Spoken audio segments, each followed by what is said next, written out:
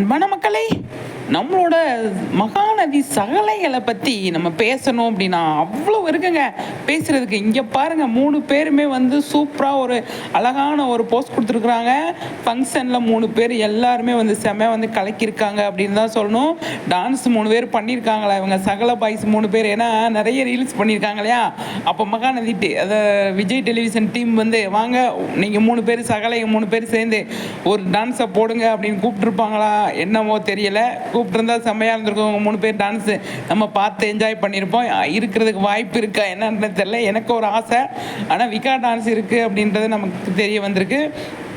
ஆனால் 3 பேருமே சூப்பராக வந்து கலக்கிட்டு இருக்காங்க. இங்கே பாருங்கள், நம்ம சகலைகளை பயங்கரம் நல்லா இருக்குது பார்க்குறதுக்கு. அவ்வளோ செம்ம ஜாலியாக 3 பேருமே கோட் சூட்டில் இருக்காங்க. அதுதான் எனக்கு ரொம்ப பிடிச்சிருக்கு.